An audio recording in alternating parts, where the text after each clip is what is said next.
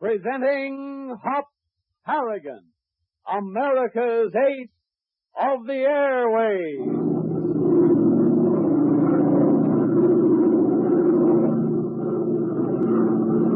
CX-4 calling control tower. CX-4 calling control tower. Standing by. Tower back to CX-4. Wind southeast. Ceiling 1200. All clear.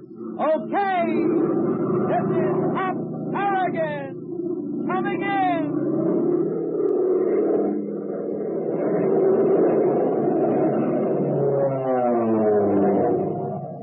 Welcome, everyone. This is Glenn Riggs again, bringing you number 5 in Hop Harrigan's Know Your Enemy plane series. Today, it's the Messerschmitt 109F. A couple of days ago, we described the ME-110, a twin-engine, two-seater fighter monoplane. The 109F is the newest version of the Messerschmitt single-seater, single-engine fighter monoplane. This ship is said to have a service ceiling of better than 38,000 feet and a top speed of 370 miles per hour. It's powered by a Mercedes-Benz 12-cylinder liquid-cooled engine and carries a regular gas load of only 99 gallons, which makes it impossible for it to operate too far from its base. Its diving speed is 446 miles per hour. There's very little pilot protection on this plane, everything having been sacrificed to reduce weight. At cruising speed, the 109F has a maximum range of 400 miles, but despite that, many of these ships were used in attempted raids on London, and some were even equipped with light bombs in the hope that its superior speed would enable it to escape British fighters. Many, however, were shot down by Spitfires and Hurricanes, and many more were forced down because of lack of fuel. Well, so much for the ME-109F. Tomorrow we'll describe the four-motored Focke-Wulf Courier bomber. Now, here's a very important announcement to all you listeners who live in the Eastern Time Zone. Beginning with this coming Monday, Hop Harrigan will be heard on this same station at 5 o'clock instead of at 5:15. That's 15 minutes earlier than usual. Now, please get this straight. This time change affects only listeners in the Eastern Time Zone. In all other parts of the country, Hop Harrigan will be on the air at the same time as always. In the Eastern Time Zone, tune in and fly with Hop Harrigan at 5 o'clock instead of 5:15. In the meantime, don't forget to listen at the end of today's program when the first list of 10 winners in Hop Harrigan's Aviation Quiz Contest will be announced. Until then, so long, and remember, America needs flyers. And now to our story. Hop Harrigan and his mechanic pal Tank Tinker are at a United Nations air base in the South Pacific after rescuing an American Secret Service man known only as Number 5 from a Japanese-held island. The agent is in possession of the complete plans for a huge Jap naval attack, and although badly beaten and in a semi-coma, he managed to tell Hop, Tank, and Major Waring, commander of the base, that the plans were hidden in a false cavity in one of his teeth. Before slipping off into unconsciousness again, he warned them of a mysterious danger from the skies. It is now almost dawn. After a night of desperate calculations and study of the plans, Major Waring has ordered a large force of B-17 bombers made ready on the dispersal field, primed to deliver their deadly cargo of destruction on the Jap attack force.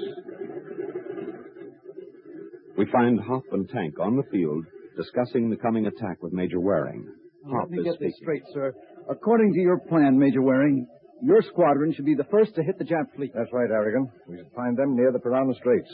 We'll keep them busy until the Navy comes up to take over. Then we'll cut back for another load of bombs. I certainly wish we were going along, Major. Yeah. We were in at the beginning. We'd like to help finish it. Yes, I understand, Harrigan. But technically, you're still under orders from Colonel Lockhart, and I can't do a thing. I understand, sir. All planes warmed up and ready, Major Waring. Oh, thank you, Henderson. Stand by for takeoff in 1 minute. Yes, sir. Well, this is it, boys. The best of luck to you, sir. Drop a couple for me, will you, Major? Right down their funnel. You bet I will. Really sorry you're not coming. See you in a little while. So long. Gosh, there they go. What a pasting that Jap fleet is going to take. Yep. Wow! Come on over to the side. That top watch will knock us kicking. Feels sort of funny, doesn't it? Watching them take off and us standing here with nothing to do. Ah, stop it, Hop. I don't feel too good about it myself. Let's go back to quarters. We can have a terrific game of dominoes. No, I think I'll park myself in the radio shack. Listen to the reports as they come in. Hey, what's that? Wow, look up there. Planes diving out of that cloud bank. What the... Jap dive bombers. Get down, Tank. Right on your face.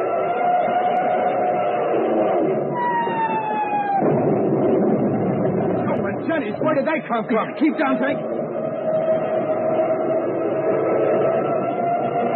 They're going to rip this field to pieces. Look, the B-17 is still trying to get off. There are a bunch of bitten ducks out there. They can't protect themselves. Look out! Here comes another one!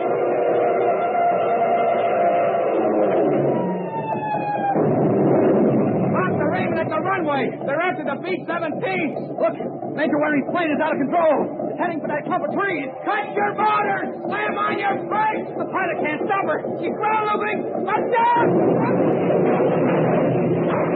Wow, they smacked right into those trees.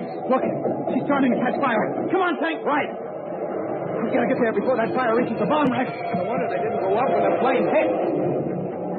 Pop, get down! Here comes another one of those Jap devils.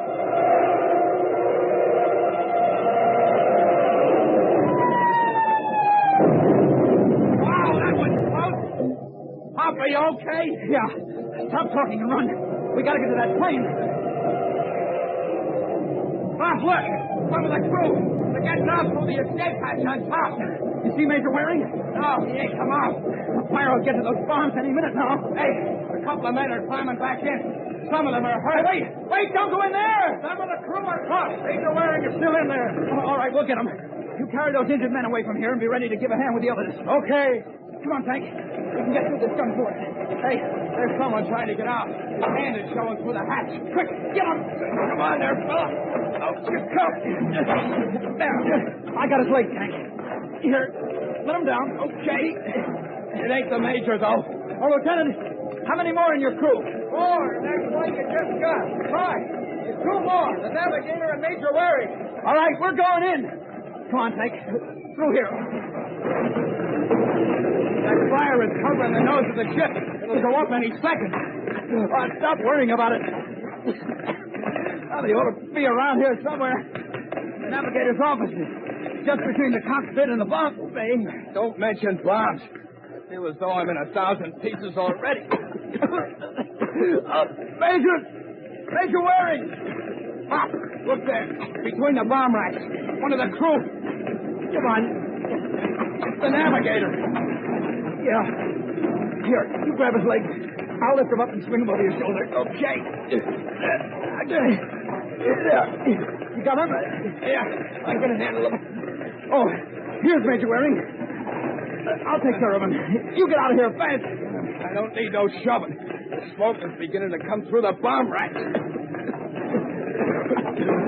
Look out. Don't trip. I'm okay. Watch yourself. Oh, the hatch is just ahead there. Keep going. Darn smoke. To the left, Tank. You're right next to it now. File out. Good work, Kicker. Here I am. I'll take him. Pack him through the hatch. Well, Lieutenant. Here, grab him. All right. Now. Okay. Come out of there. Pop, where are you? Right here. Quick, go on through. Now, don't stop here. Run. We got to get out of range. Come on, Tank. All right, flat on your face. The flame has reached the bomb bay. She'll go in a second. That's it. Anybody hurt? Lieutenant. I'm all right. Tank? I'm okay. How's the Major? Is he still alive? Yeah, I think so. He's got a lump on the back of his head, but that's about all as far as I can see. Well, we better take him directly to the hospital. Look, Hop. It's all over. The Japs have beat it. Well, this ruins our planned attack. We won't be able to get off the ground now for at least 2 hours. Yeah, but what gets me is the way they came in. Not a peep out of the warning siren. How did they get by our sound detectors? I don't know, Tank, but we've got work to do. Come on. Let's get to the hospital. Wearily, Hop and Tank cross the wrecked airfield, carrying the injured Major Waring to the hospital, where they find the Major's injuries are not serious. An hour later, they're seated in the headquarters office while he angrily barks orders into the telephone. Those bombers. That runway must be repaired within 2 hours. I don't care what you fill the holes with. Get it done. Get as many of the damaged planes ready for flight as possible. And get a message through to the bombing station at Curland Island as soon as you can. Tell them what happened. Right. Report to me directly. That's all. I don't mind telling you, Harrigan, that this has been a body blow to us. 4 bombers totally wrecked and a probable delay of at least 3 hours. Oh, it was terrible, sir, to watch those big ships trapped on the ground. Fortunately, you have other bombing stations in this area. They got through. I hope so. You know, sir, I still don't get it. How could them Japs get through without being picked up? Your sound detectors are working okay, ain't they? Perfectly, Tinker. They could detect the sound of any plane motor 50 miles away. Which would have given the interceptor squadron time enough to get into the air. And that's another strange thing. The last of the Japs was just disappearing back into the clouds when our P-38s were clearing the fighter station across the island. Now, those ships are fast and can outspeed any dive bomber in a climb or level flight. When they came up topside, the Japs had disappeared. There wasn't a sign of them. Well, perhaps they were hidden in the clouds, sir. They're pretty thick up there today. Yes, I thought of that, Harrigan. And I checked with the sound detector operators. 5 minutes after the Jap planes had disappeared into the clouds, their motors had stopped. Stopped? What do you mean, sir? Exactly that. 1 minute they were heard, and the next minute, nothing.